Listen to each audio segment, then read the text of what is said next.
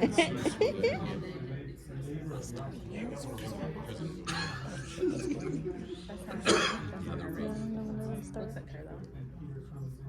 the results, but I don't think I see what you see, but I see it.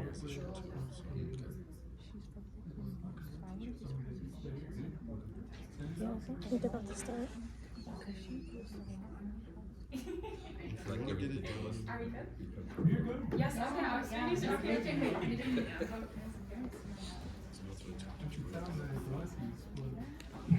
Hi everyone, Assalamu alaikum, peace be upon you all. Thank you for coming today. Inshallah, God willing, this educational panel will be beneficial for everyone here and for us as well.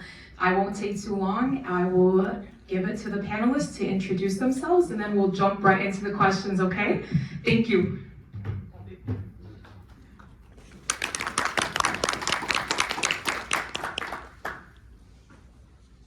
You're a little loud. Hi, my name is Shala Ramadan. I'm a Palestinian American. I was born in the United States. My family is from the West Bank. And I'm here today to the best of my ability, to share with you the knowledge that I have, that I've been passed down from my family, and as well as when I did live in Palestine for a certain amount of time during the First Intifada.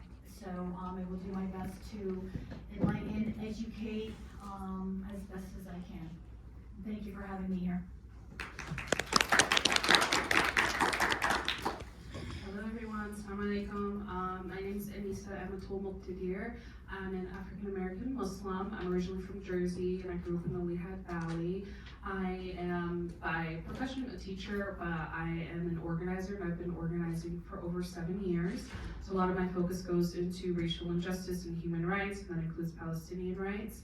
I'm here today really as a support to discuss allyship as well, and the importance of allyship and the connections between the Palestinian struggle along with the Black struggle as well. So thank you so much for having me, and I'm excited to be here. Hi everyone, my name is Allison Mickle. I am an associate professor of anthropology at Lehigh University, where I'm also the director of global studies. I'm also a founding member of Jewish Voice for Peace of the Lehigh Valley, a chapter that is also focused on allyship and organizing for Palestinian liberation. And so I think I'm here mostly in my scholarly capacity. I'm an archaeologist and I work in Jordan. And so I'm here to offer some of that historical background, but I'm also eager to talk about organizing and building solidarity. That's a deep passion. I think it's fueling me forward.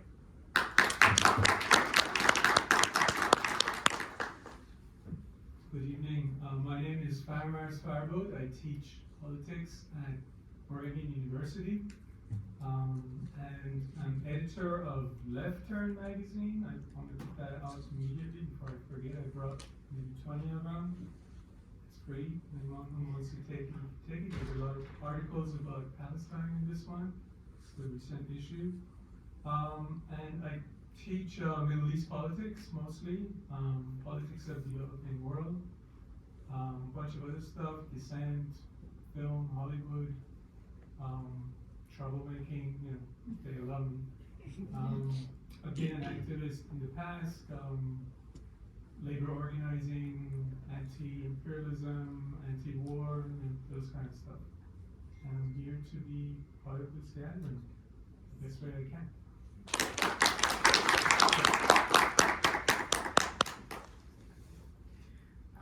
Now we will be asking questions to gather information about Palestine from the panelists. So, first question is, what was the history of Palestine prior to 1948?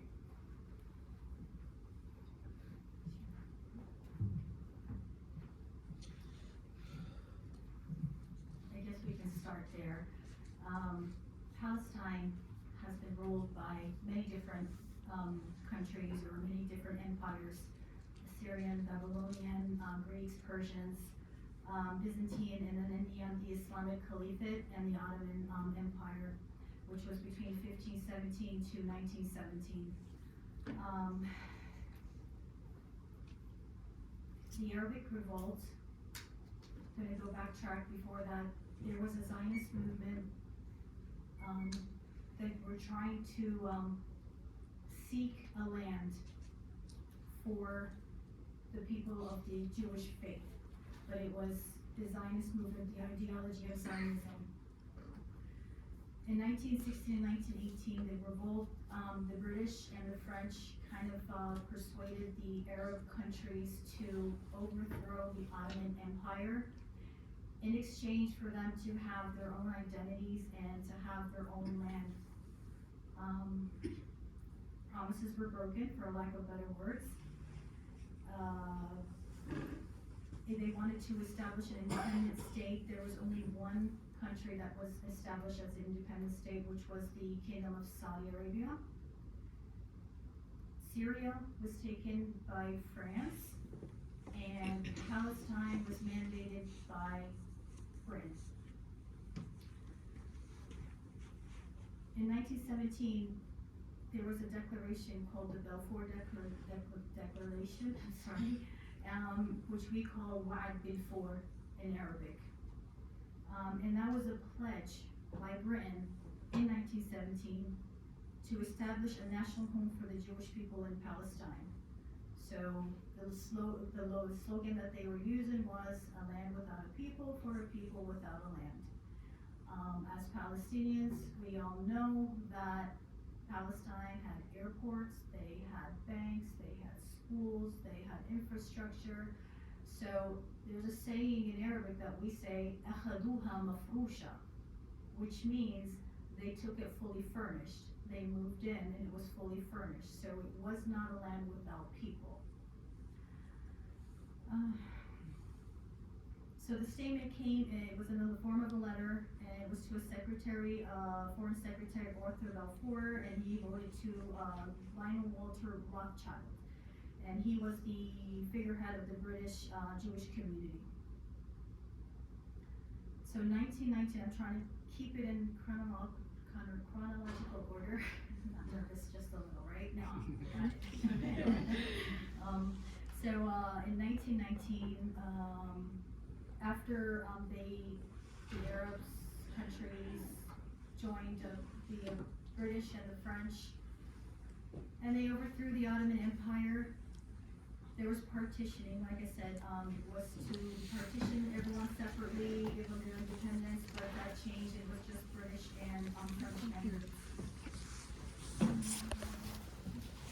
So at the time of the British mandate, there were only 10% of the population that was Jewish in the land of Palestine. So there was like 90% of Palestinians in the land of Palestine. Migration kept on increasing.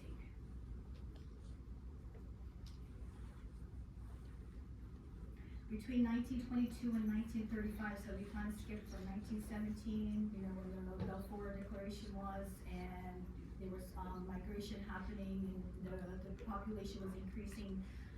In 1922, 1935, it rose from 9% to about 27% of the population. And it was even increased during World War II. In 1939, the Arabs revolted because of the increased migration of the European Jews.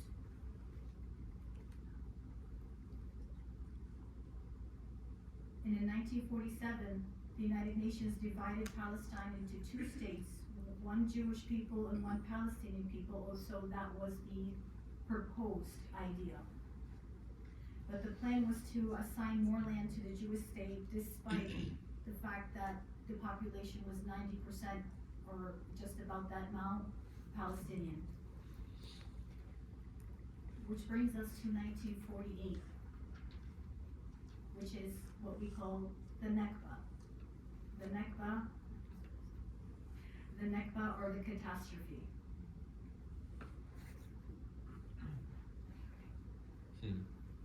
So then our next question Sorry, is. can I just add to that? Oh, absolutely. Sorry, I just wanted to go back to the question of what was the history prior to 1940, and as an archaeologist, I can't can't resist a deep dive into history. I just want to offer that I think the history of Palestine, of this land, has often been written as a story of like a domino line of empires. And the reason I think why that it has been taught that way historically, and why I am so invested in my classes and in my research to push back against this sort of like history of like the Assyrians, then the Babylonians, then the Judeans, then this, is because that's not how history is generally experienced on the ground, and because that history was written by imperial powers who themselves were looking at this territory with hungry eyes, wanting to carve it up in the way that was just described and draw borders that were artificial and served the needs of those colonial empires. So I study the history of archaeology, and archaeology has been imbricated in that project of sort of looking at this landscape and writing it as a history of rulers who overthrew each other with their might and with their power. And you can think about how that might justify, for example, a British Empire looking to expand into this territory and wanting to write a moral justification into the past for its own attempts to come in and overthrow the ruling power there at the time. So a lot of work has been written about this, about how the history we write is shaped by contemporary political interests. And so I just want to lean on the fact that the land that we call Palestine, the land that is Palestine, has been continuously occupied for 1.5 million years. And it is not a history of ruling powers or of people who name it different things from time to time and get to decide that is what it is now. It is a place that people have lived in for 1.5 million years. And if we look at the deep archaeology, it's a place where identities have been negotiated and shifted, and people have made home there and made meaning there. And that is why I think indigeneity is such an important part of this conversation. Because if you make it about like ruling powers and who has sort of like the military right to occupy and rule over a place, I think you miss the story of who has made home there historically. And so the people who are today called Palestinians are part of that long lineage going back 1.5 million years that have lived on the land way longer than 1948. So I just wanted to put it just a fine point on that. Thank you so much for that. And may I also say a few Yes. words? I want to provide a little bit of a different context, accompanying what was said already. And that is, when we think about Palestine, when I think about Palestine, I think about betrayal. That's what comes to my mind. I mean, it's the betrayal of the rights of Palestinians to national self-determination and the continuation of their rightlessness. But if you're looking at Palestine in the region, history of the region, there was a double betrayal. The betrayal of Palestine, obviously, which was spoken a bit about in the Balfour Declaration as a consequence of Balfour Declaration and the sponsorship of the British Empire of the Zionist movement. But also there was another betrayal, and many people don't know, and I know this from experience because I teach that, and most of my students usually have not heard of what I'm just about to say, and that is before Ottoman Empire, which was the ruling empire of this region, and the provinces that were the Arabs of the Ottoman Empire were included historical Palestine. Ottoman Empire at that time, which was ruling, was declining and took a wrong side in World War II. And the British got close to elements inside of Ottoman Empire, the Arabs inside, and asked them if they rise up from within the Ottoman Empire and help it collapse faster, they would offer and support an independent Arab state after the ashes of the World War I, after World War I was over. And that was in the correspondence between, it's called McMahon-Hussein correspondence from 1915. And Arabs did rise up against the Ottoman Empire and thought that if they do that after the Ottoman Empire is gone, they'll have an independent state. They call that basically a Greater Syria, located, centrally in Damascus. And they had a brief moment after World War I that they attempted to do that. They created a Congress, National Congress, sent legislators in there, had declarations, etc. What they didn't know was that the British and the French had already secretly agreed in 1917 or 16 what's called Sykes-Picot Agreement to divide up the Arab provinces of Ottoman Empire once it collapsed. And that's exactly what happened. So the British gave the green light to the French to go and crush the first attempt by the Arabs of that region to have an independent state. That was crushed. And the person who was attempting to lead it was Faisal. And he was kicked out himself. And then, of course, as a consolation, the British Empire a couple of years later said to Faisal, you can come and rule our mandate areas, which was Jordan and Iraq. So Faisal goes to Iraq and becomes the leader of Iraq, a colony of Britain, and his brother Abdullah is sent to Transjordan, and he leads Transjordan, another colony of Britain. Now, so I wanted to make sure that we say this because this is a double betrayal of the Arab people. One with the crushing of the Greater Syria idea, and another one for Palestinians, especially because their land was then given to migrants who were coming to take it and establish an exclusive state, excluding their rights of national self-determination. Thanks. Thank you so much. Did anyone else have anything to add? So then our next question, we have a Q&A at the end. And then our next question was, what was the Nakba and how did this affect Palestinians? We'll start. Okay. The Nakba, before that, because there was such a large amount of immigration of Jews coming over, the British were starting to cease that amount or just limit the amount. So before the Nakba, which is the catastrophe, there was a terrorist Zionist group, the Irgun. They actually sabotaged some of the beliefs or some of the agreements they had with the British mandate. They detonated the King David Hotel in Jerusalem and killed many British Army personnel, and they were officers in the terrorist army. And one of those were David Ben-Gurion, who became the first prime minister of the legal state of Israel, and Menachem Begin, who later became the sixth prime minister of the legal state of Israel. From then on, and I'm just going to say it in my terms, the Brits said, yeah, we're done with this. We're not going to deal with this mess that we caused. You can start, do whatever you want to do. And that's where the Zionist movement wreaked havoc on the Palestinians, for lack of a better term. Zionist forces slaughtered over 5,000 Palestinians and expelled over 750 Palestinians. And they captured 70% of historic Palestine. 750,000. Yes, 750,000. Anyone want to add anything to it? To Nakba? Well, okay, there's really nothing in terms of details to add to that. Yeah, there was a plan by the Zionist organizations prior to 1948. They had it, according to, let's say, revisionist historians, Israeli historians, Ilan Pape, he writes about that extensively.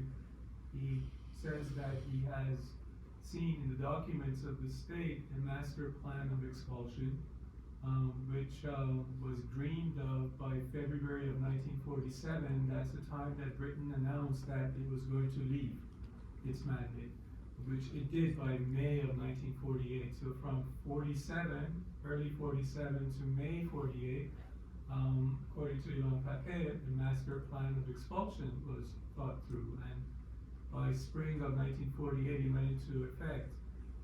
Plan Dalais was famously one plan of expulsion with details, and as a result, and this is something that most people don't know, when we say 750,000 Palestinians were displaced as a result of 1958 war, people don't know that half of them already were expelled before the war. And this is as a result of the master plan for expulsion before. the Arab armies got involved. And the second thing that people don't know, they think that this war started and was lots of Arab states came in and Israel was David and Arabs were Goliath, and this is just not true. As a result of a lot of refugees that were made prior to May 1948, which was the establishment of Israel, there was pressure being built up in neighboring Arab states to do something about it because of these refugees. And when they finally did do that, it was really a weak attempt. And even the US intelligence documents show that the Arab armed forces were far less than the armed Israelis or Zionist forces. And secondarily, just to put one more idea in there, the Palestinian side did not have a military capability. The reason was because in 1936 to 1939 there was a revolt by the Palestinians, their first intifada or uprising, if you want to call it, historically speaking. And the British and the Zionist movement cooperated and crushed the Palestinian military capability from 36 to 39. They went on strike, they did all sorts of things. So by the time 1948 came, the Palestinians were depleted in terms of their military capacity. The opposite was true for the other side. And that's why the defeat was so devastating in terms of also land grab. So the UN partition plan in November 1947 that divided the historical Palestine between the two sides gave about 54% to the Israelis, to the Israeli side, and 44% to the Palestinian side, turned out to be 78% for Israel after the dust of the war settled. And one last thing about the 48, I have to say that because it just upsets me so much because I see like Bill Maher on HBO and all these people, when they rarely confront the Palestinian voice, they always say to them, you had your chance. You rejected the UN partition plan in 1947, stop your crying. And you could have had it, you didn't want it. Now that is just so contextless comment, because I just say that to the people that I talk, it's like, look at the conditions, demographically speaking. In November of 1947, when the UN partition plan came through, 2/3 of the population was Palestinian, Arab. And the 10% that you mentioned had grown to, of the Jewish people, had grown to about 1/3 of the population as a result of migration, especially because of the rise of Nazi Germany. But more critical data than even the demographic data is the land ownership data. So by November of 1947, 94% of the land was owned by the Palestinians, and only 6% of the land was, to use the language of the Zionist movement, redeemed. By redeemed, it meant that they were able to purchase it from the owners, who were mostly absentee owners, rich landowners who live in Cairo and other places. They bought them from them, and the idea was like dunam by dunam. Dunam is a unit of land in Palestine. Dunam by dunam, they would redeem the land, so they never sell it back to any non-Jewish person to become the inalienable part, the territory of the historical state they wanted to create. But dunam by dunam, 50 years of it led to only 6% of the land. If you wanted to continue on that path, it would have taken another couple of centuries by the time they get to the percentage of land that they actually ended up with the war, which was 78%. It's like a massive leap for success for the Zionist movement. So anyway, there are a lot of details, but I think some of these details are useful if you want to start debating. People who would tell you, like, you don't know what you're talking about, you had your chance, blah, blah. Thank you. Does anyone else have anything to add? I just want to state that in 1948, when we say that there was a lot of people that lost their lives, there were multiple massacres.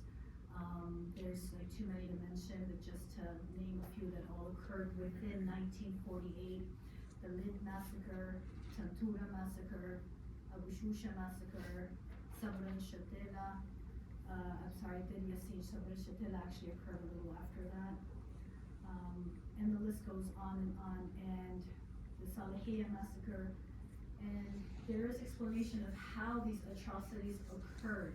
So it's not like, oh, this was a war, we went in there, we wanted the land, we conquered. No, it was genocidal, massacre, ethnic cleansing, year after year, battle after battle, territory after territory. One last thing, just one last thing. Part of what she's saying, absolutely right, and it's even more detailed. Ilan Pape again mentions that the Zionist movement pre-48, once they realized that Britain was getting out, they had what they called village files. There were about 1,000 plus villages that Palestinians had, and the Zionist movement got to know everything about every village. They wanted to know who's responsible for what, who has what. So when they finally planned to expel the population and take as much as land as they want, they had massive information aside from just military capability. And the Palestinians just didn't have that. Their leadership was decimated, exiled, killed, etc. So those are critical to know as well.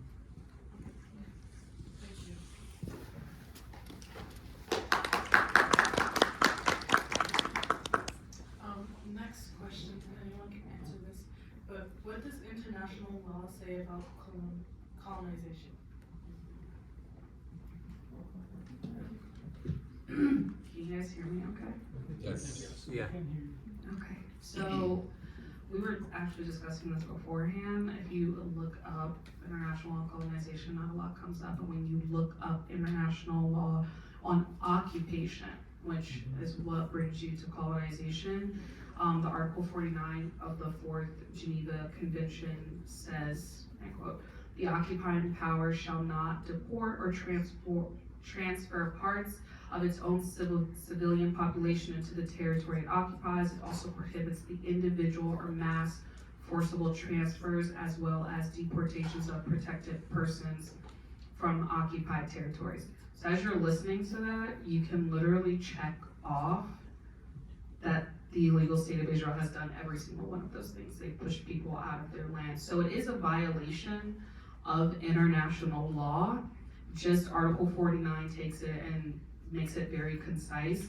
And then if you go down a list of violations, you can find other pieces of the Geneva Convention that states what is illegal, but what is happening and what they're not being held accountable for. So that's just like a snippet of what international law says about occupying, which leads to colonization. And if anyone wants to elaborate. I'll just say briefly again. From my perspective, international law has only two things to say, that's serious things to say about occupation and settlements by colonial powers, which is one is responsibility of the occupier. And what is that? What's the responsibility of the occupier? First is to protect the lives and liberties, not even maybe liberties, but life and dignity of the occupied. You can't just, harass them, commit atrocities against them.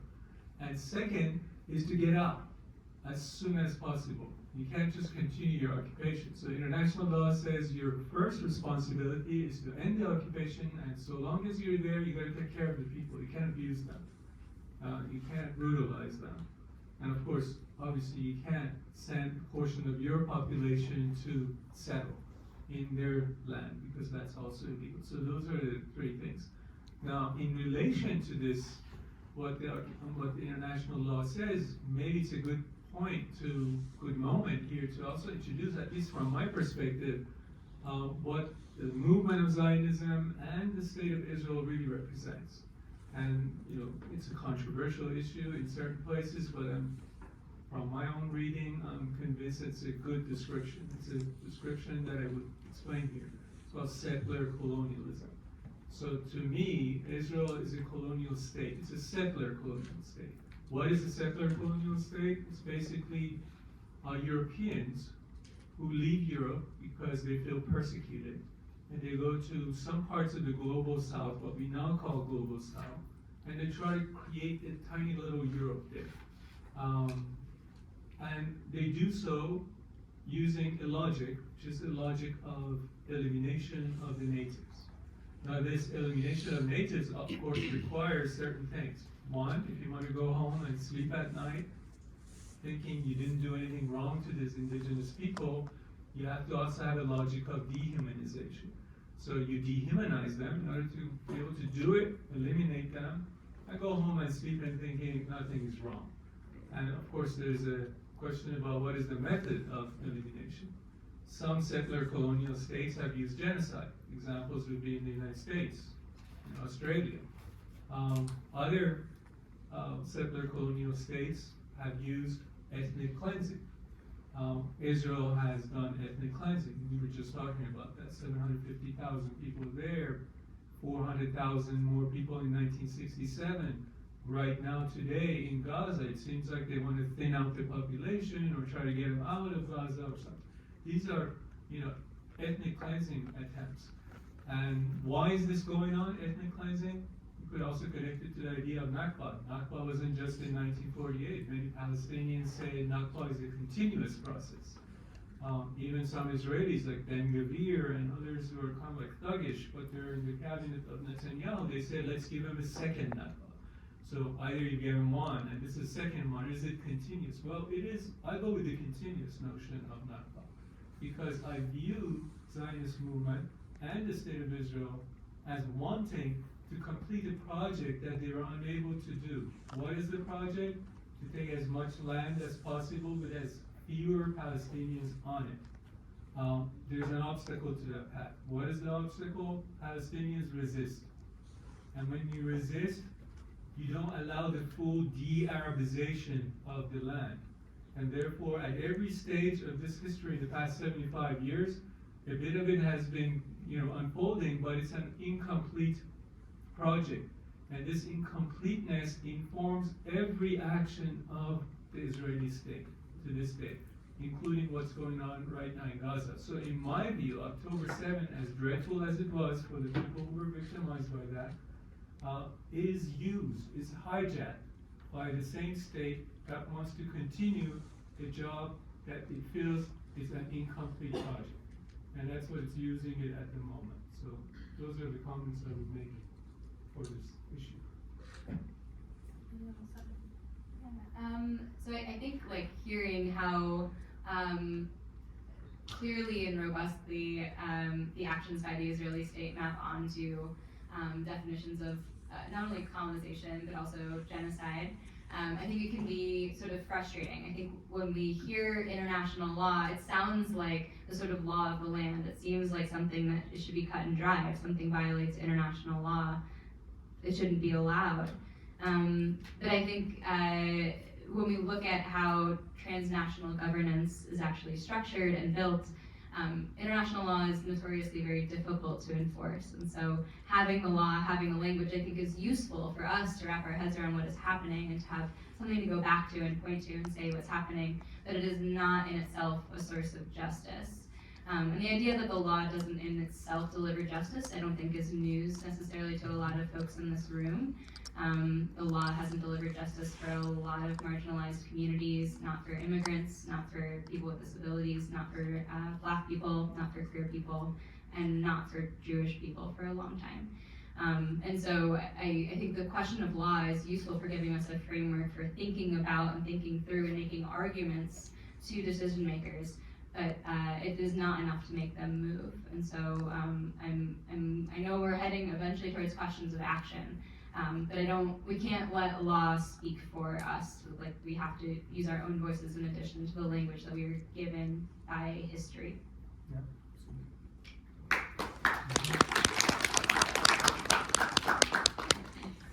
So we covered a bit earlier that the meaning of intifada is resistance. And then did you guys want to cover some other examples of intifada in the history of Palestine? I was just gonna say, the intifada you referenced for the uprising was before the first intifada that I actually saw with my own eyes was in 1987. it was due to a lot of the violences that kept on occurring, settlers attacking, building the settlements, the IOF, as we call them, the Israeli occupation forces, taking over the land. It was just constant belittling, dehumanizing of living there. I'm just going to give you just a little bit of what I experienced in the Intifada. Now I'm going to give off my age, so it's okay. I was about 16 or 17 years old. I had just moved over from the United States. So, first of all, that was, shock to move to, Palestine, coming from America. Everything changed. We were living. When the Intifada happened, all of a sudden, everything shut down, all hell broke loose, excuse my language. People were using rocks or stones. They put barricades so that the Israeli jeeps would not pass through, because it was constant violence. They were taking our youth. And I will give you a scenario, and I will never forget this. 2 to 3 o'clock in the morning, and I know many other Palestinians that have lived there have witnessed this. Until this day, it is happening to an even deeper extent. 2 to 3 o'clock in the morning, we hear stamping on the door. Who could it be? Who else? It was the military forces. I have brothers younger than I. They took my 3 brothers, ranging from 7, 8, and then 14. My youngest brother actually had went to bed, and they did not even allow my mom to give him or let him change clothing. They took them. My mom, of course, followed, telling me, stay inside, because they really do not care of your gender. Their preference is to take the males, but it did not stop them from taking females. Well, we both followed. We tried to persuade them, these are kids. Everyone is under the assumption that you threw a stone, that you resisted, because under the occupation, you are not allowed to resist. No matter how hard, no matter how choked that you may be, you cannot breathe. You are not allowed to resist. You are to accept what you have. My brothers, in the end, after they took them for several hours, we did not know where they were. There was they weren't charged with anything. They had lined up, we kept on walking, trying to follow these jeeps where they were going. They had, the people of the village, because my family is from a village, so they're not in a main city. It's between Ramallah and Jerusalem. They had gathered over 50 of the youth from that village, just interrogation, cold. It was, they didn't care about their human rights, as we have seen. Eventually, thank God, they released them. They did not imprison them. My brothers were the lucky ones, because if they had decided to take them to court or take them to jail, there's no charge. They will not tell you what the charge is. They will leave you there indefinitely until they realize, okay, we don't need them anymore. And that's not including the torture that some of these children go through. These are not 20 and 25-year-olds, and these were the young youth. This is that they're trying to get them at a younger age. So that was a small glimpse of that experience. Another experience, we were in Ramallah. The Jeeps started coming. They instigate. When there's nothing happening, they instigate. So these jeeps come and they start questioning, where's your Hawiyah, which is your identity. They line you up. And then if someone doesn't comply, someone didn't bring it with them, and then, natural instinct is you want to defend. You see someone that's oppressed, you want to help this person out. So the men come, the women come, and they're like, fighting for this person that's being interrogated or targeted because of something they did not do. Once that happens, it becomes a commotion, and all of a sudden more Jeeps come, and then the whole village or the whole area come together then to divert, to distract them from taking this prisoner away. they start throwing stones. They build walls. They close out the roads with more stones. I also witnessed of them doing that, and just people running away that had nothing to do anything. And my mom and I were together. One person was shot in the back of his head. And it was not an older person, it was a young youth. So this is a constant thing that's been getting worse and worse because they think they can get away with it. And every time we want to stand up and fight, it just seems that the brutality becomes even more. And I am going to use this description, and I tell everyone, and we'll talk about the next topic, I believe, and that kind of relates to, you'll find out who I'm talking about. Domestic abuse. Someone is suffering from domestic abuse, a woman, a male. They're constantly being beaten. They speak up, they get pounded again. They walk away, how dare you? They get pounded again. They take away their living humanity, anything that has helps them to live a life. And if you just try to defend yourself, it either is deadly, as we all know, in some of these domestic abuse relationships, it could lead to that. And other times, it's just constant torture. The difference is, in human life, you may have the option to walk away. You may. If you are lucky enough, you may walk away from a relationship. In Palestine, you do not have that option, especially in Gaza. You do not have that option. You want to walk away, you don't have that option. You have to deal and suffer, with the consequences. You have to abide by what we have, or your life will be even more hell. And it doesn't affect you, it affects your family, your extended family, your village, your homes, and everything in that order. Would you like to elaborate more, anybody, about that?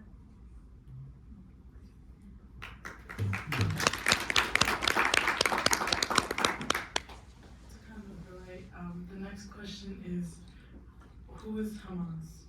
And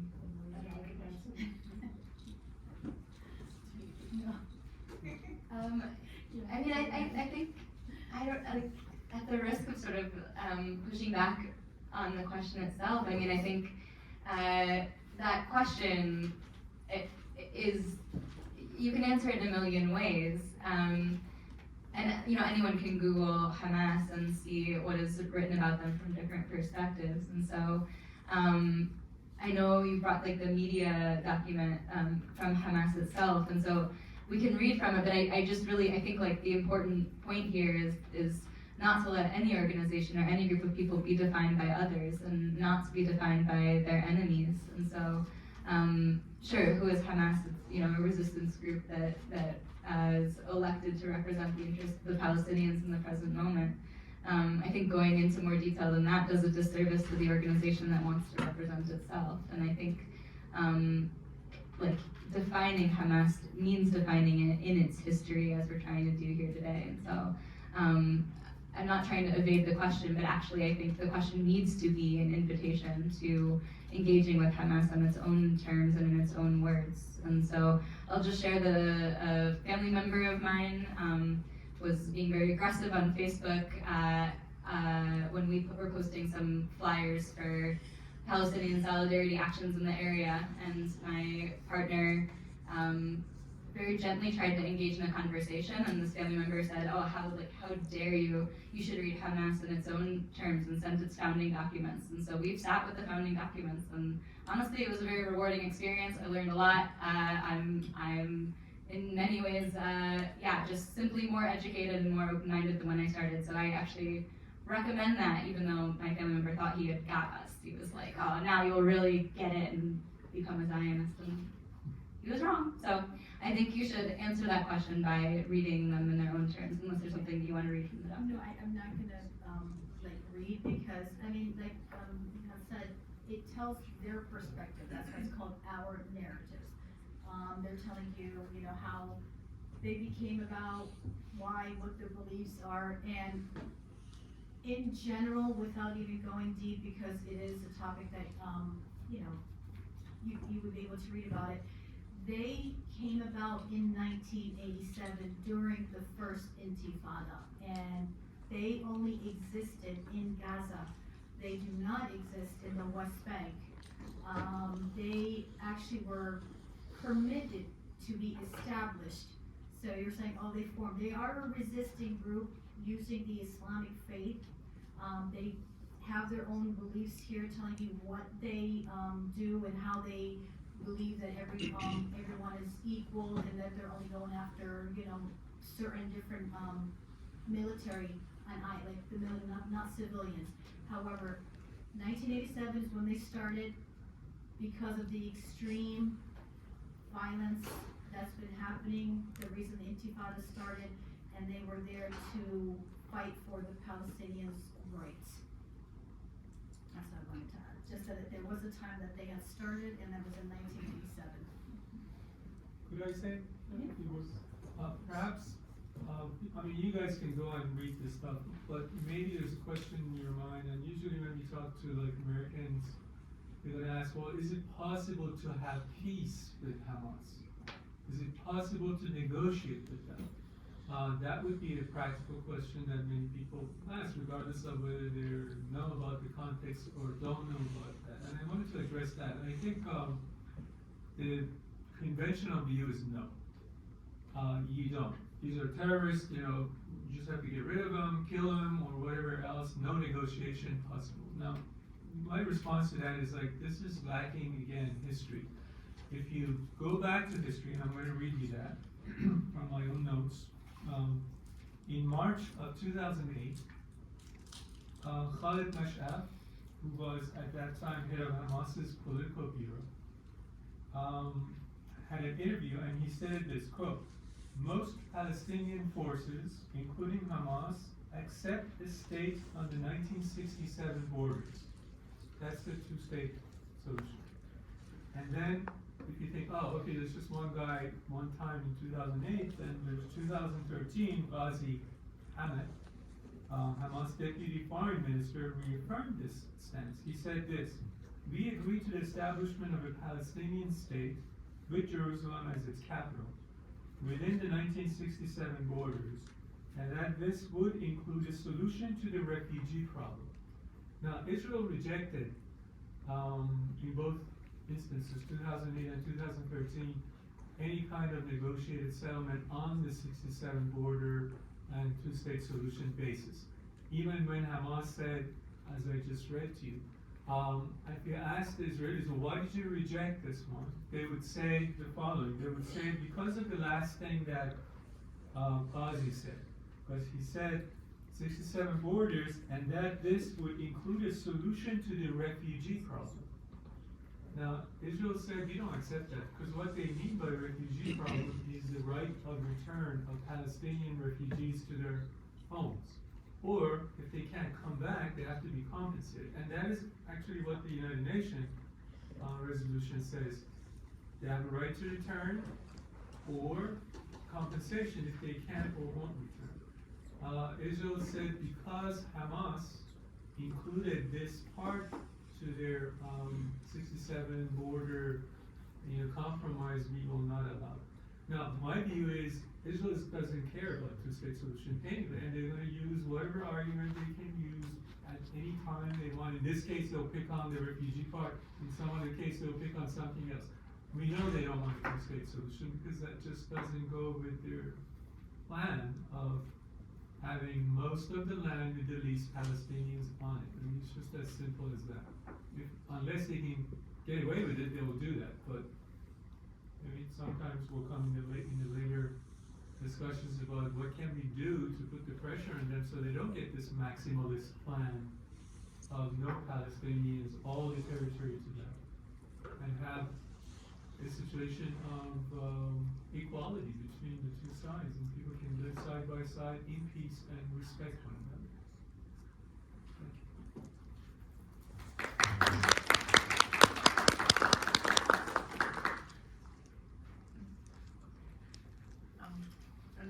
Our next question is, who is Handala, which I will pull up the symbol now.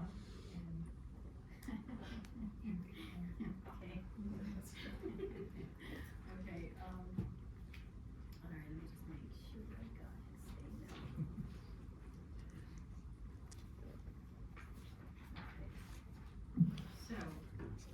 Hamdallah. Hamdallah is a symbol of Palestinian resistance. If, as you see, Hamdallah is a picture of a little boy turning his back on everyone. Hamdallah was created by an artist who was actually a refugee and was displaced in 1948, who ended up living in the refugee camps in Lebanon. He was a political cartoonist. Originally, when he first drew Hamdallah, he was facing forward. So when did he turn his back? In 1967, which could be the next topic, and that was during the Nexa, which many of you have probably not even heard.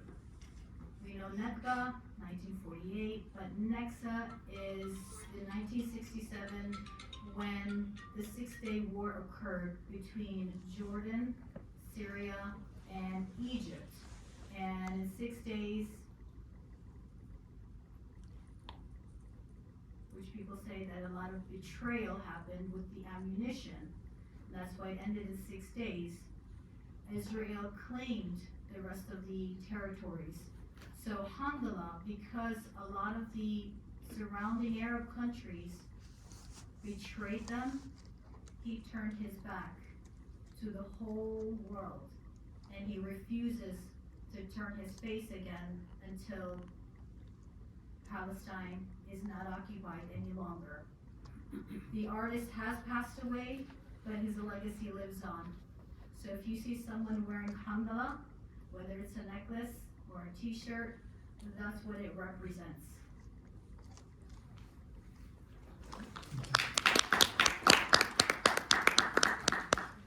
Then, could you guys explain the Nexa a little bit more? If anyone has anything to add? But, No, he came. oh, next up, okay.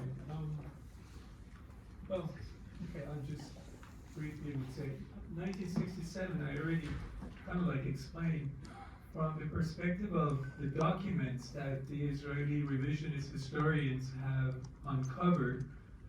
It goes against the narrative that the Israeli state puts out in 67. In 67, Israeli state basically said it was another existential moment for Israel. Arabs have attacked it, etc., and we had to defend ourselves. Now, from the documents that have been uncovered by revisionist historians and also by Miko Peled, whose dad was General Peled and he was part of the cabinet of 1967, and Miko later on looked at his dad's writings and documents that he had with him, corroborates what the revisionist historians say. And this is what they say. The Israeli government in 1967, the Israeli cabinet, decided that this is a perfect opportunity for completing 1948. That's the term they used. 48 was not complete because they only took 78% of the land. 22% was not yet part of under their control. And so they said, all right, 1967 is an historical opportunity to do that. And this is precisely what they tried to do. So from then on, you could say that Israel became kind of like a mini regional empire, because it began to take Golan Heights, took Golan Heights from Syria, it took the West Bank from Jordan, East Jerusalem from Jordan, later annexed, and Gaza Strip from Egypt, and the Sinai Peninsula from Egypt. And so it became kind of like a mini regional empire, of course, with the sponsorship of the United States. U.S. policies shifted towards Israel from pre to post 67. In my view, and I agree with the likes of Noam Chomsky, who have written extensively about these issues, the reason why the United States became so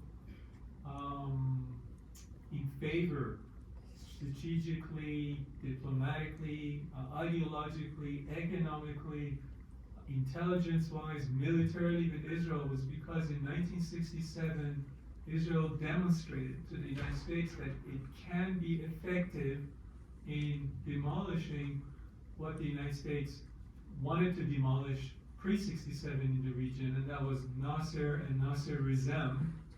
Nasser was the leader of Egypt. He was a pan-Arabist, mildly socialist, state socialist.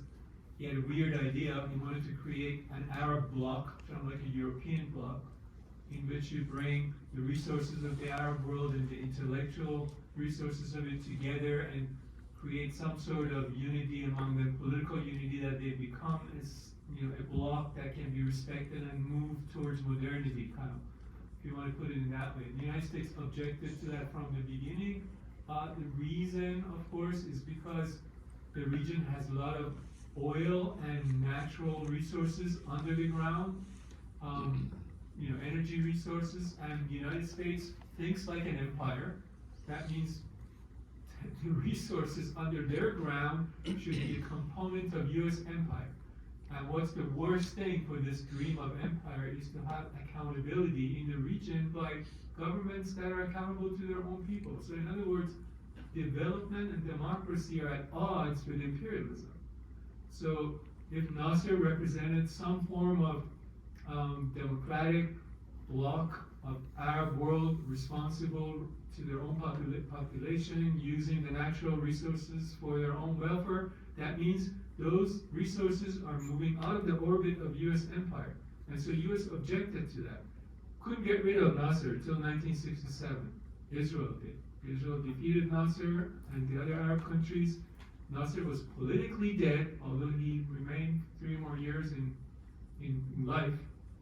And so when Nasserism died, the United States realized, like, what a functional state.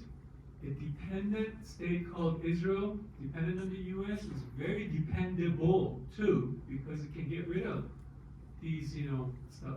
This was a mini Cold War, by the way. Nasser was on one side, Saudi Arabia was on the other side, Iran under the Shah was on the side of the United States, and Saudi Arabia and Israel, and the other side was Egypt.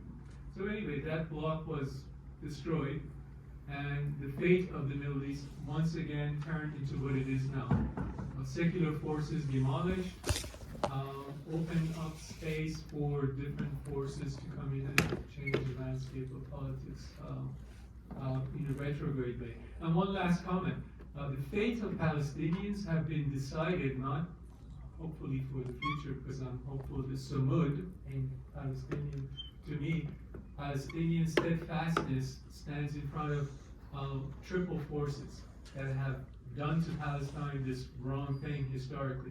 Those triple forces are pre-48 Zionism, post-48 State of Israel in alliance with imperialism, British imperialism pre-48, post-48 and post-67 US imperialism, and reactionary Arab states.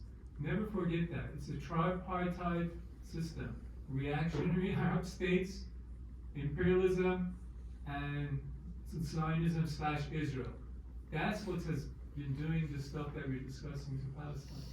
And when Palestinians resist, they're not just resisting for themselves. If they liberate themselves, it's a liberation of people who are oppressed in the region by these forces, imperialism and reactionary Arab states and Israel. I just want to add one small fact with numbers. By the end of the war, there was another 300,000 Palestinians that were expelled from their homes. And of those 300,000, now you have to imagine this, they've already been expelled in 1948. The next that happened, so another 150,000 of those 300,000 were originally expelled from 1948. So that's a double, they were expelled twice. And just an FYI, Gaza residents, a big percentage of them are from the 1948 and 1967 expulsion. Yes, there are Gazan people that are Gazan, but if you've ever seen, photos and you've seen the different ways that they look, the complexion, the color of their eyes, it's because they're from all over Palestine, from 1948 to 1967. So just wanted to state that numbers, that it's double, they were expelled twice. And still going. Thank you. questions, then we'll have a guest speaker up, and then we'll open the floor to the audience. So our next question is, what does the watermelon and the kufiyya symbolize for Palestinians? That's my territory. That's it. All right, let's start with the watermelon. The watermelon also goes back to 1967. So after the Six-Day War, when Israel gained control of the territories, they banned any single individual, any Palestinian, to raise the Palestinian flag. So of course, as Palestinians, we find ways, we're creative, so what do? The watermelon. The watermelon has all our colors. That's why when you open it, you will see the red, the green, the rind is a little white, and the little seeds are the black. So it is a symbol of Palestine. We use it, with the Palestinian flag. It is part of our culture, our identity, and our resistance. Oh, and the kufiyya. So, one of you guys, if you want to just stand up. So the kufiyya, it's also, originally it was used by Bedouins. But then it became a symbol of resistance and strength among the Palestinian people. So the first part of the kufiyya, right here, this is fishnet, because it's between the river and the sea. I'm so tempted. I'm sorry. It represents the fish, productivity, livelihood. These darker lines, they represent the trade routes that used to go through Palestine, and it even includes at a time when the Silk roads used to go through it. This right here that you see that looks like, they represent olive leaves. And olive leaves, why is that significant? Because Palestinian olive trees, they are strong, their roots, they're in the ground. That is a symbol of Palestinian resistance, of strength, of prosperity. And as Palestinians, we will do anything to try to save our olive trees, even if it requires using our own bodily red fluid. But this is what the kufiyya stands for. So it is a statement of culture and a statement of resistance as well. And there's many ways of wearing it, and if anybody wants to see how, we'll show you afterwards. Can I just say one more thing about the watermelon? I think people in the US might be familiar with the anti-black racist stereotype about watermelon that exists, and I just want to talk about the origins of that for a second because it's important. So the racist association of black people in the US with watermelon comes from the history of enslavement and the fact that watermelon as a crop doesn't require very much to grow. It grows very easily, it grows very readily, and it grows in not very high quality soil. And so when people were enslaved, they would grow watermelon for their family to eat. It's also kind of endlessly productive. Watermelon, not the seedless watermelon we have today, but it has a lot of seeds in it. So it's very easy to reproduce and plant and grow more watermelon. It's also one of the most hydrating things you can possibly eat. So if you think about spending a lot of time outside, it's one of the best possible things. And so then when we moved into sharecropping in the US, a lot of black farmers grew watermelon because they historically had, and because it makes a lot of sense. And so that stereotype it is a racist stereotype because it was meant to denigrate and take away from black land claims and livelihoods and rebuilding and reconstruction. And so today, I think the watermelon in particular takes on additional valence. It is not only an important symbol of Palestinian resistance, but also has a lot of importance in transnational movements and building like global solidarity around Palestine and transatlantic solidarity around Palestine. You'll see it in a lot of kind of multi-ethnic coalitions because I think the fruit itself, in addition to the colors having symbols, has also been quite literally nourishing to movements and communities working against oppression and working against the forces trying to end them.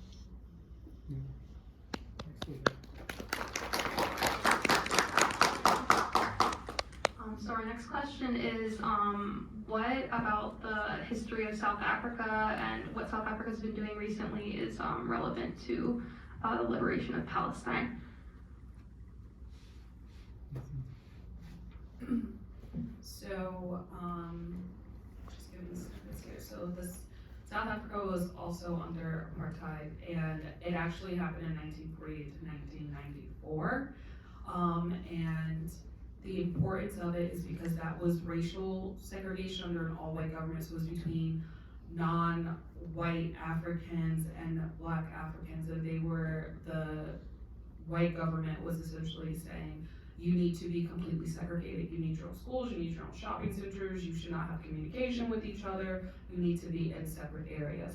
So the connection with that as well is also what is happening in Palestine and what has happened over the last 75 plus years is that separation of you need to have your own places, your own place to eat, your own place to drive, but it was also pushing them out. And in South Africa, it was also an attempt to push out black Africans. Like it was saying, yes, we're gonna segregate you, but there was no taking care of them. There was no, like what we talked about with the international law, like the occupiers supposed to take care of the people. That wasn't the plan.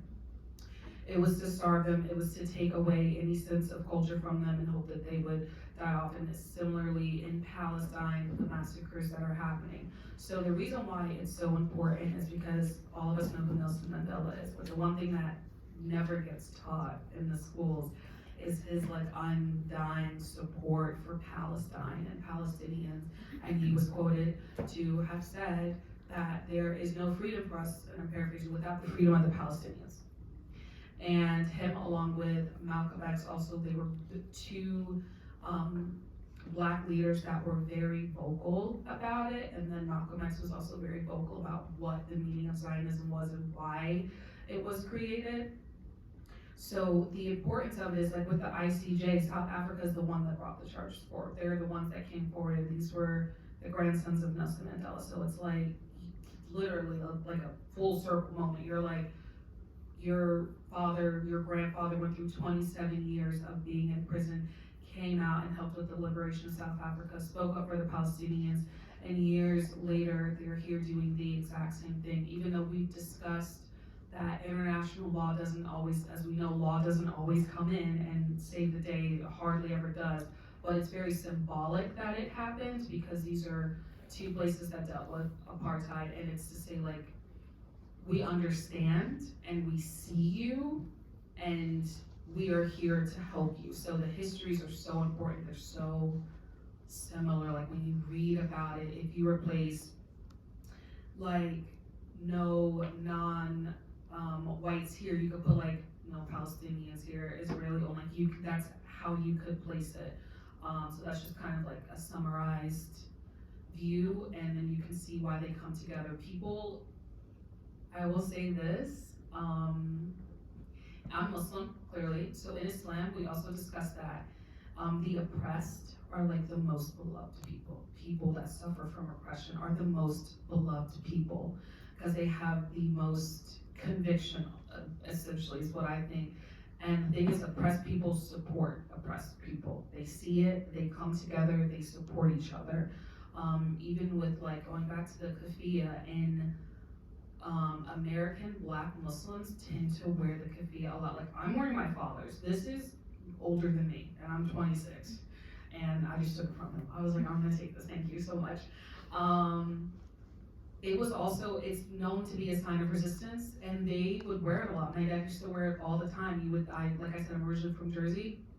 Even before now, before October 7th, people were wearing it. A lot of black Muslims wore it. So it was, again, just the mindset of we understand. We get it, and we are here in solidarity, and we pass it on through generations and generations. Like the history of Palestine, history of South Africa, history of America. My parents went through the civil rights movement, so they put all of those connections together. So.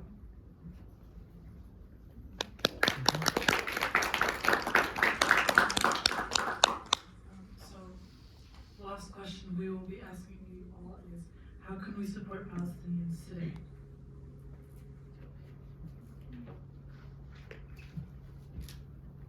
Hi again.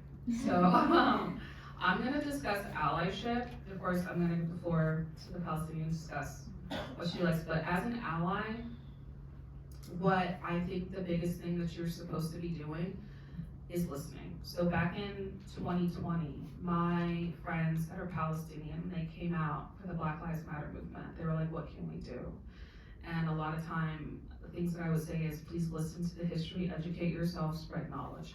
But it was also, do you have a seat at a table of importance? So if you are on the Board of Education, if you are on city council, if you go to meetings and your voice can be heard, use your voice. So I say for allies, it's the exact same thing. It is really what you're comfortable with, because I would like to stress that not everything is going out in the streets and protesting.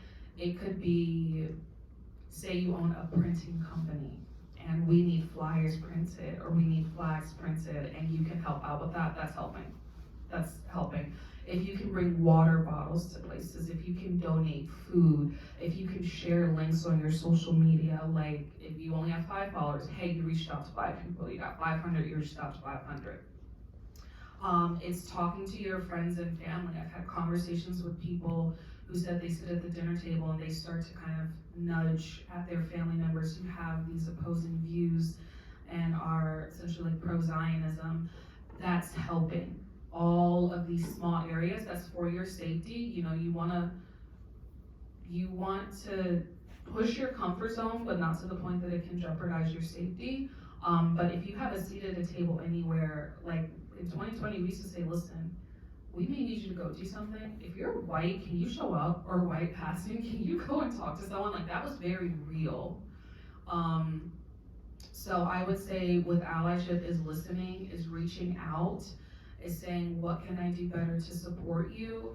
And I would also add that there can be instances where someone may say, okay, take a step back for a moment and make sure like you're giving the floor to the people who need it the most. Emotional support as well is really important. That's something that we, in the past, since October, we actually have been discussing a lot that we don't see enough of. Supporting your friends.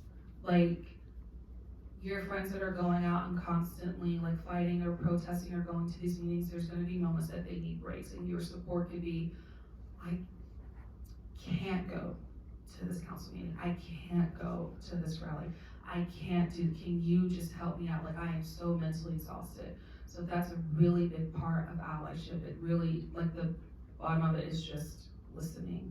And then it's education. And education is very important. Some people are receptive and some people aren't. But that's just my take as an ally.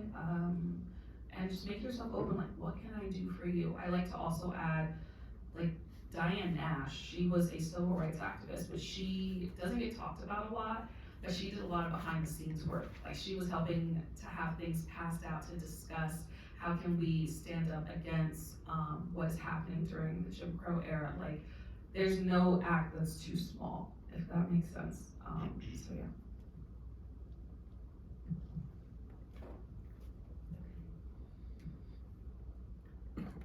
So to what Anissa was saying, yes, I am a Palestinian.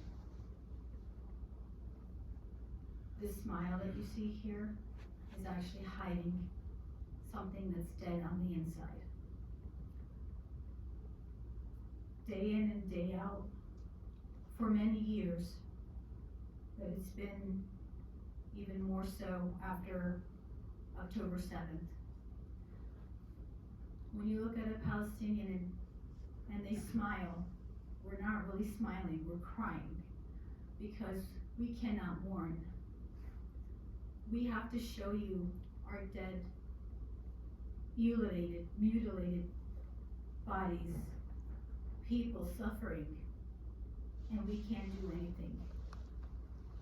We have to continue with our lives here. We have to be their strength We have to be their voice. We are the voice for the voiceless. And right now, they are voiceless.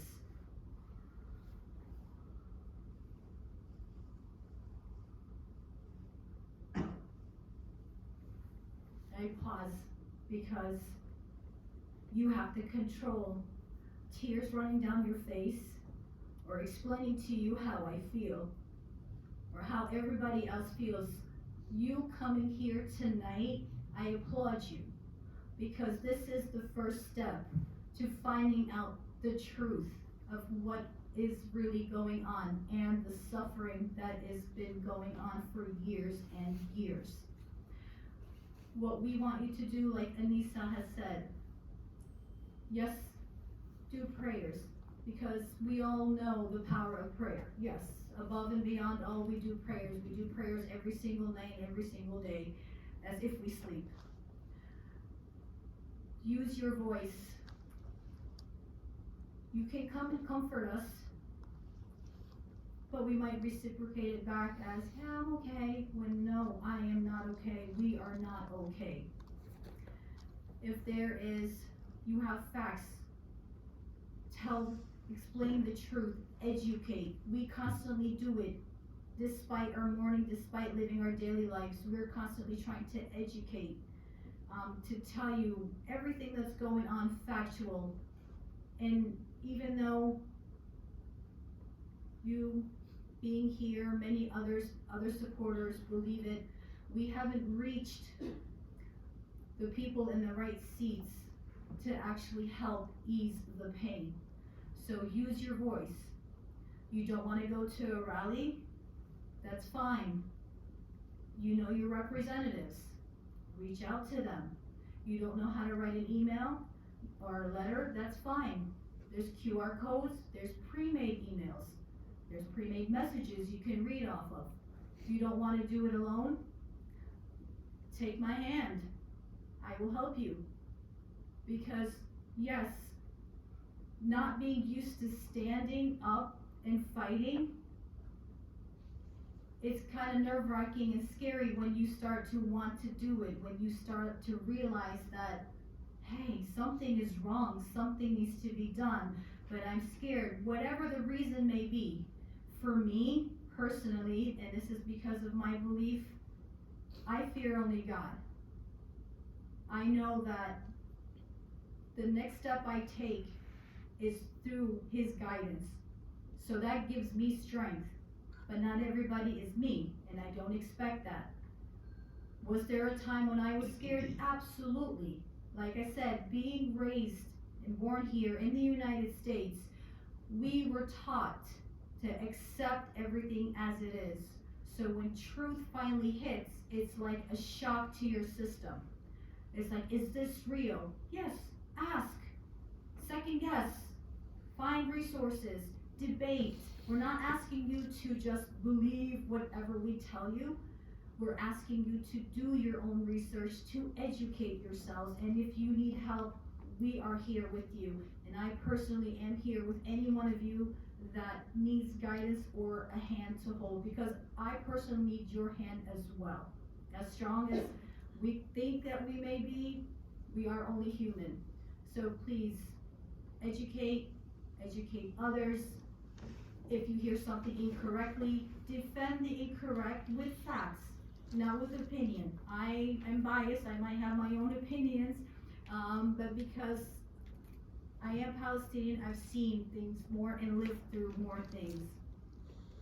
So, anything is something.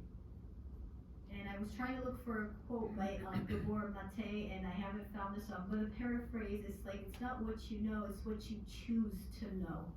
You can know anything that's happening, but if you choose to know the correct information, the right facts, then that would help and help the cause, and not just the Palestinian cause. It is, Palestinian cause is actually an awakening. The mask has been taken off the eyes to show you a lot of other injustices that have been happening within the United States and even within the world. So it's a start. And I do have to say this. Palestine, why is it important for everyone? To you might be, oh, another Arab country, another Muslim country. It's not just another Muslim country. The three Abrahamic religions, Judaism, Christianity, and Islam, we have always been united. We have always been in that land, and I like to call ourselves the defenders of the Holy Land, because that's what we are. Each one of us has stood our ground against an ideology that is aiming to separate this unity. So again, we reach out our hands for you all to help us and us help you all fight for justice. Thank you. I also wanted to add something that was stated. So if you're on social media and you know the reporters that are in Gaza, if you notice something, they report in English first. So like, for example, Bisan has 2 pages. She has Wizard Bisan 1, which is for English, and then she has Wizard Bisan 2 for Arabic. She posts on the English one more. And I want to stress saying that because she's not posting for the people who speak Arabic. She's posting for the Westerners. She's posting for the people with the large social media followings that have access to mainstream media. That's who they're posting for. So when you see those videos and they're not subtitled and they're speaking English and they're on the ground, they're posting for us. They're posting for us to see and educate ourselves and then repost. So that's something that I really want to stress. They even talked about reporters who in this short amount of time taught themselves English by watching so many videos or learning from people around them so that they could report in English to let people know. Because all of the Arab-speaking countries, they know what's happening in Palestine. It's over here where it's warped and turned into something that it's absolutely not. So that is so important. And as to what Shaw said about it brings together all of the atrocities that we've never talked about. Someone came to the protest last week, talked about Bosnia. Like things that we've never even thought about whatsoever. So I think it's really important. Listen to the reporters, listen to the act. There's so many pages now that are telling you this is who you listen to first. And they will give you what's going on the ground. There's group chats, and I know it's hard to listen to, but this is where I would say push yourself. Like really push yourself to listen to what's going on. Pictures are hard to see, but really listen to what the reporters are saying. One more thing. Yep. On TikTok, and I personally had TikTok to follow my kids to make sure that they were behaving, and now I'm using TikTok to educate. On these lives, another part of what we do, I'm a medical interpreter by day, I am an interpreter by night or whenever I get on these lives. I don't get on these lives just so, I have nothing else to do. No, I have classes, I have, kids, I have a house, but it is my duty to part of educating the people that do not speak the Arabic language, because yes, these journalists, anytime we find a journalist, we are grabbing them. Civilians that have access, that they can get some Wi-Fi and they connect with us on TikTok. We are constantly there and we will be translating. They might say a couple of phrases, we will pause them out and then we will interpret. Translating is actually something different than interpreting. Translating is translating the document. So interpreting is interpreting the language from one to another. So do not be afraid to go on these lives just to educate yourselves and see what's going on. Even Instagram, I have Instagram, but I haven't interpreted for anyone there. It's mostly a lot of us, and you'll be surprised of the misinformation. We've had people that came into debate and just instigate and ended up going, wow, I did not know that, when they actually hear and see what's going on. So, thank you.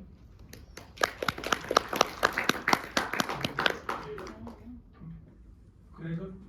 Okay, before I answer the question that everyone is answering, I wanted to read something to everyone. I was hoping to get it integrated into other parts of this, but it didn't, so it's going to come out as like in isolation, standalone. but I found that useful. I was doing some research and I came across Martin Luther King's statement that he made about 1967 riots, oftentimes destroying parts of the city that blacks were living in. And of course, the general view at the time was, everyone looked at them as like, oh, these people are crazy, they're destroying their own city. Maybe it's something about their blackness, or some kind of racialized discourse came out of it. And there was crime, of course, there's criminal stuff going on. There was like, property damage and all that. So I was interested, like, what did Martin Luther King say? Because he was still alive. This is the last year he was alive. So this is what he said. And I think it's very useful to think that way regarding, for instance, what's going on in Gaza right now.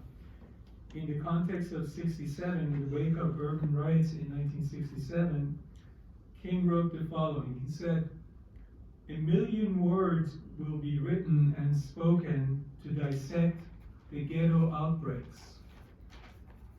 But for perspective and vivid expression of culpability, I would submit two sentences written a century ago by Victor Hugo." And that's what Victor Hugo said. "If the soul is left in darkness, sins will be committed." Two sentences from Victor Hugo. Again, if the soul is left in darkness, sins will be committed. Then Martin King goes on and says, "The guilty one is not he who commits the sin, but he who causes the darkness." And then King goes on to say the following: "The policymakers of the white society have caused the darkness. They created discrimination. They created slums. They perpetuate unemployment, ignorance, and poverty. It is incontestable and deplorable that Negroes have committed crimes, but they are," and this is the key part for me, "and they are the crimes, derivative crimes," he said. They are, then he continues, "they're born of the greater crimes of the white society." So this is the perspective that he had in the midst of that situation in 67 in the ghettos. Now you can apply the same thing to what happened on October 7, Gaza and stuff. Gaza, okay, October 7, was there a crime in it? I'm sure there was, because 1,200 people are dead. I'm not in any situation in for killing people, but okay, so they're crimes, but they're derivative crimes. What is the greater crime? The greater crime is the root of the problem. And so let me tie this to my answer to this question of what to be done. Now, I'm an educator because I teach, but the easiest part of what we need to do is education. That's the easy part. We can tell people what's going on, people will listen. If you have a captured audience like here, classes or something, that's even easier.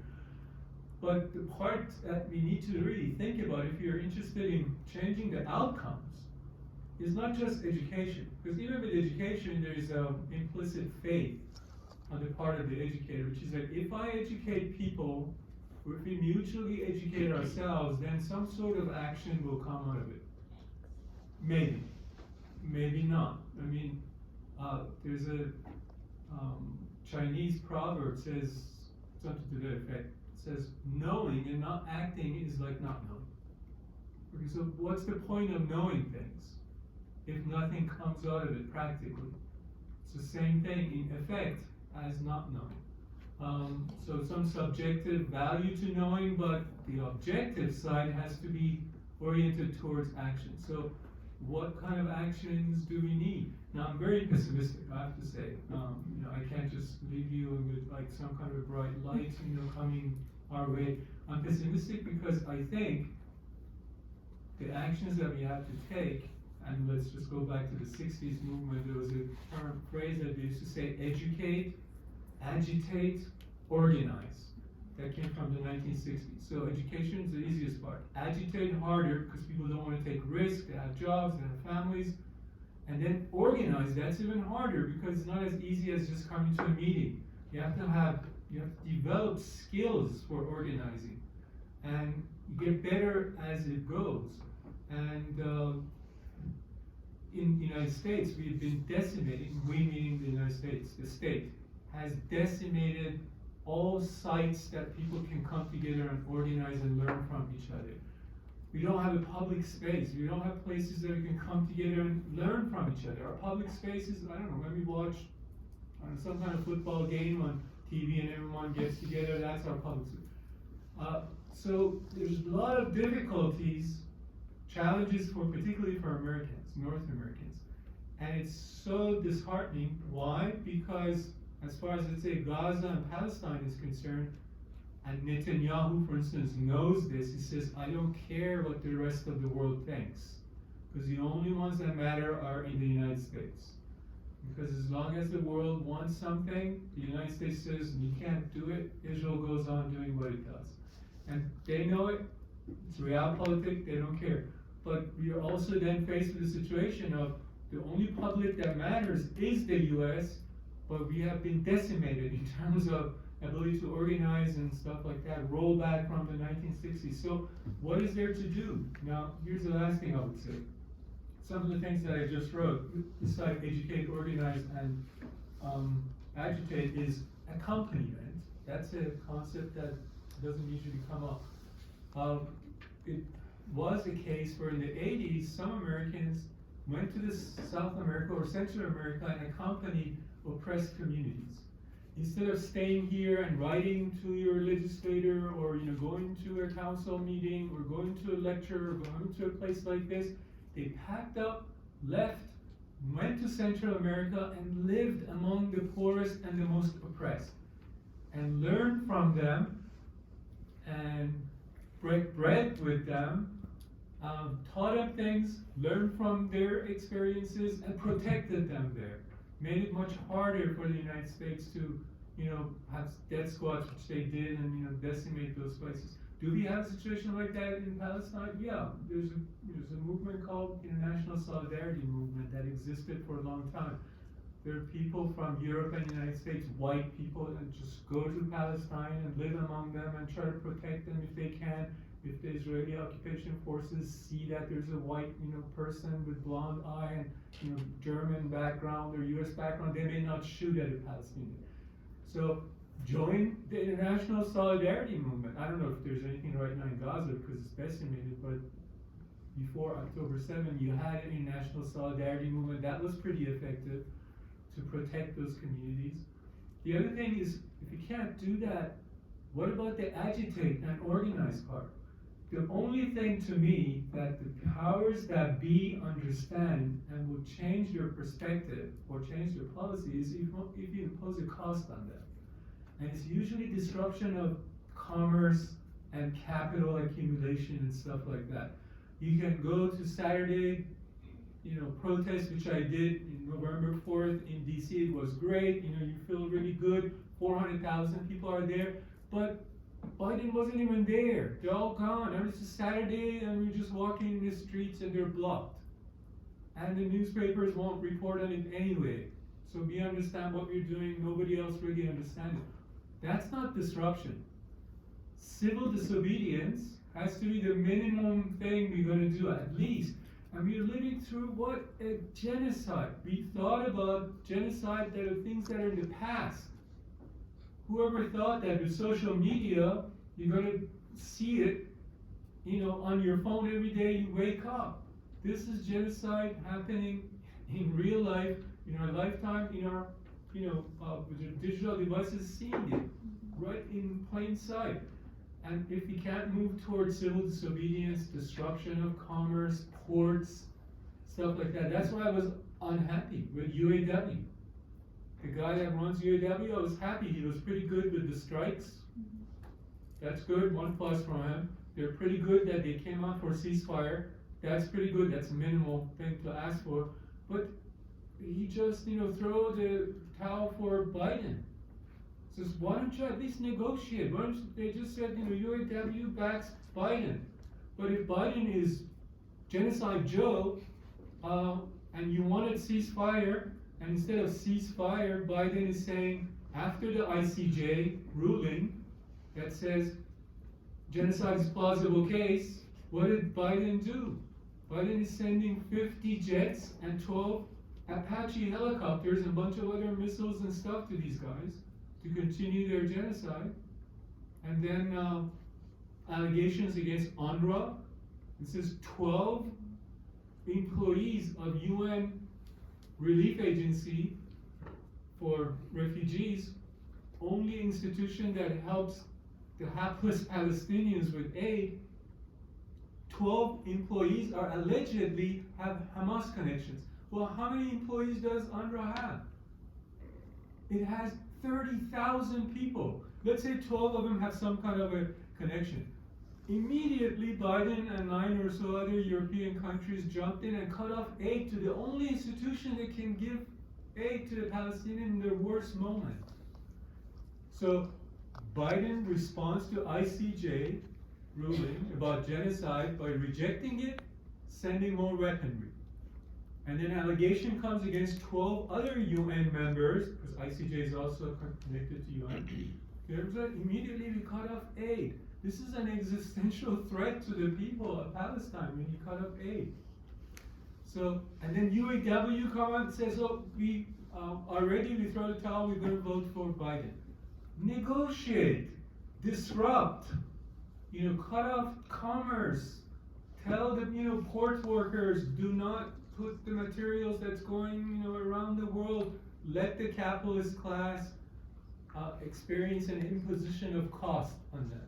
That's the only way they back off. And they just say, all right, this is a cost we can't go with, and we're going to do something at least to appease these people. That's the only way I see it.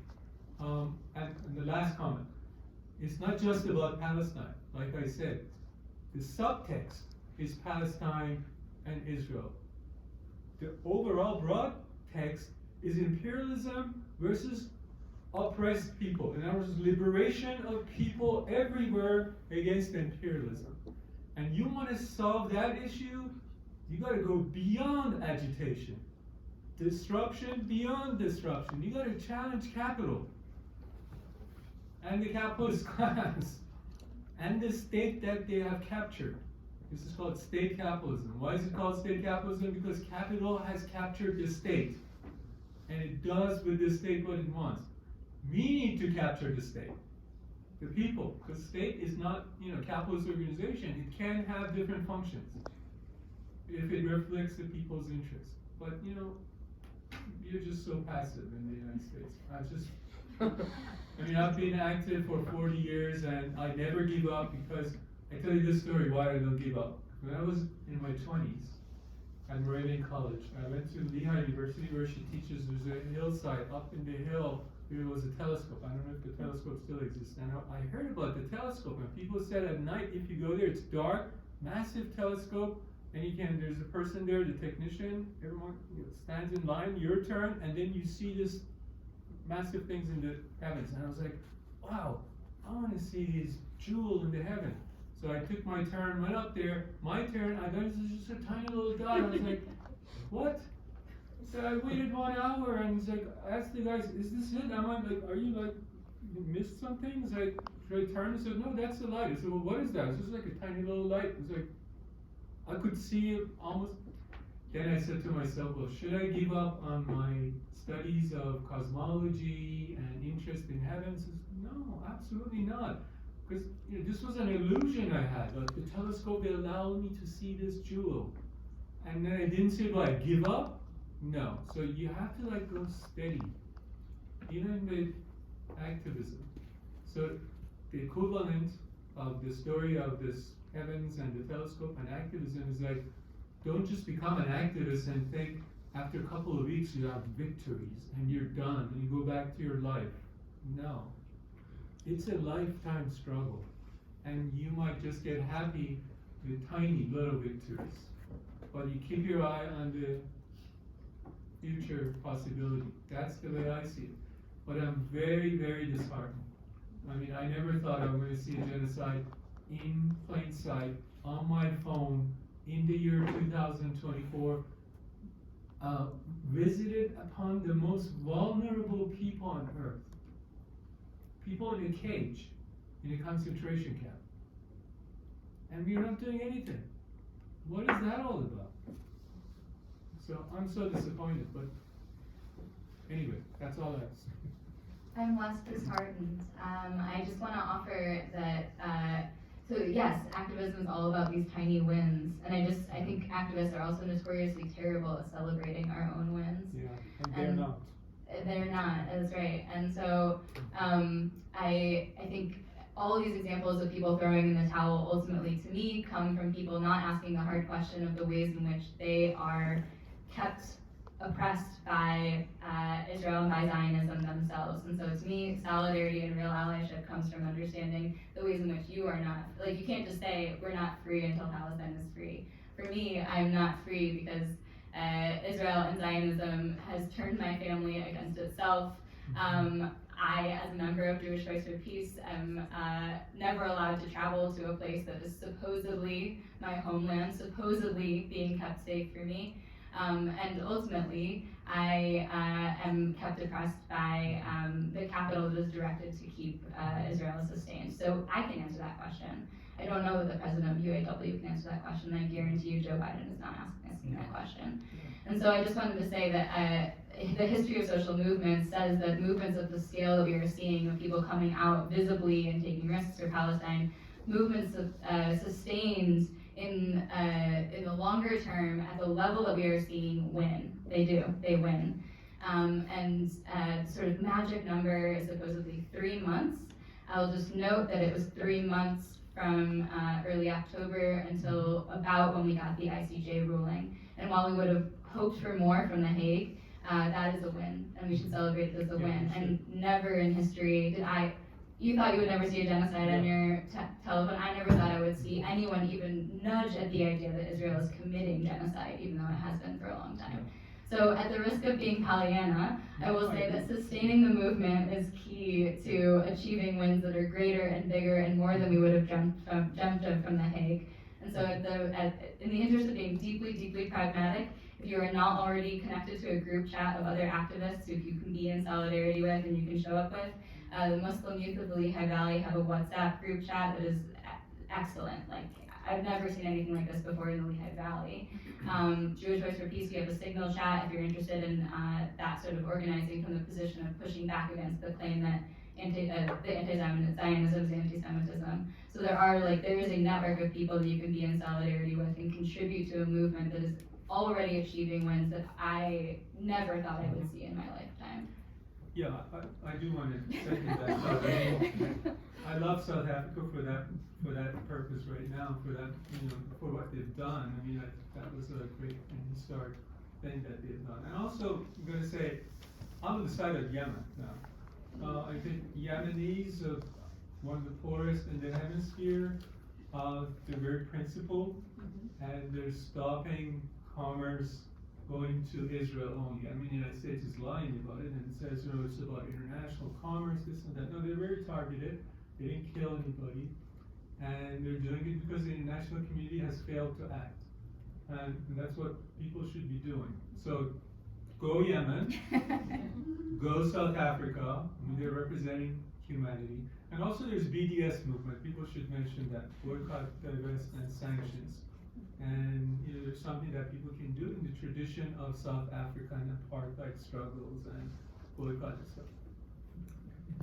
If you have any questions about joining my Lehigh Valley or civil disobedience and getting involved, let me know.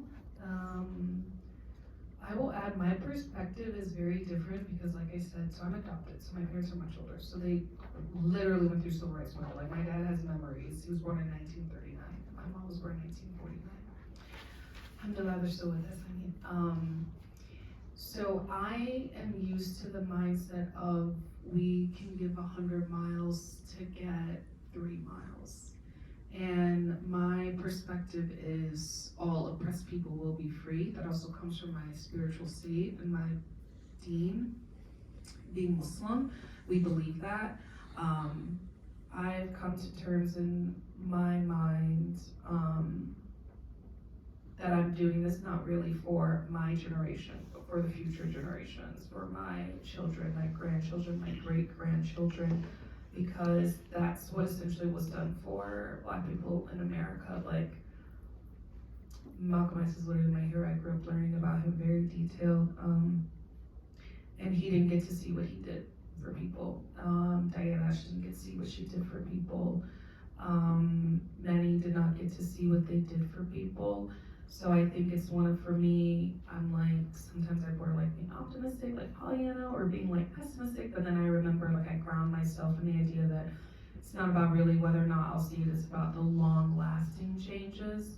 That's really, really, really important. So that's just coming from like, and that's kind of how my parents view it as well. Like they've seen everything. They've seen everything from the Civil Rights Movement. They've seen every shitty president. Like they've lived it, so nothing surprises them, but they're always like, for the future, for this. So I think, yeah. Can I just add one more thing? I was going to say this. Optimism of the will, this is Gramsci, people know Gramsci, Italian communist. He said, optimism of the will, pessimism of the intellect. So you can't live without optimism of the will. It's just part of human nature. You can't then get up from bed and do the thing. So your intellect tells you all the objective, stuff. Okay, pessimism of the intellect, you saw that part of me. Optimism of the will, that's the other part of me because I've been active for 40 years and continue to be. But here's my last comment. We always talk about hope and optimism and stuff, and that's fine. But I think there's another thing in emotion of human beings that's very useful in fighting justice. Fighting for justice and against injustice is just rage. I know it's a wrong thing to say, rage, oh my God, is it destructive? It could be destructive, but maybe rational rage. We need rage at these moments, and maybe our intellect and optimism and will and humanism will channel it in directions, but without rage we can just maybe be passive. That rage can express itself in terms of our moral anger too at situations, and without that we're no different than stones or whatever. It's like our soul is moved by rage, I would think, even anger at injustice. So anyway, be angry, be hopeful, and I guess your intellect can tell you it's pessimistic, but don't listen.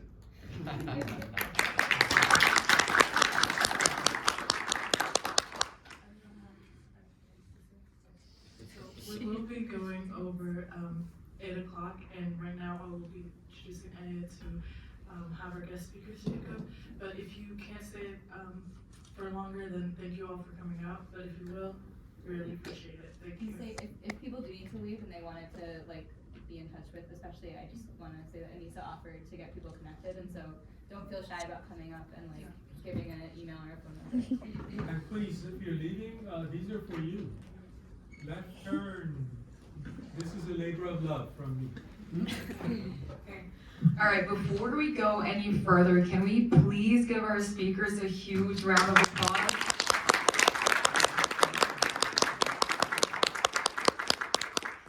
It's not easy speaking the truth, especially in times such as these. It's, you can put a lot on the line, just like they said. You can put your job in jeopardy, your family, your own self, right? But inshallah, only well, only good. And before I introduce our guest speaker, I actually wanted to put in my 3 cents because I'm the president of MSA and our organization is hosting this panel, alhamdulillah, with the help of Naomi, Zainab, Dr. Solis, Joe, and Matt. We couldn't have done it without them. So, yes.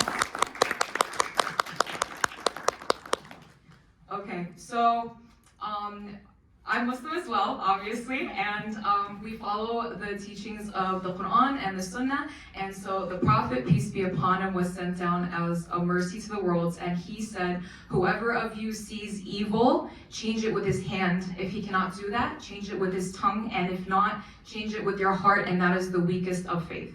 Right? And then another thing I wanted to say is that in the Quran, which was also sent as a guidance to everyone and not just Muslims, right? So you can read this at your own time.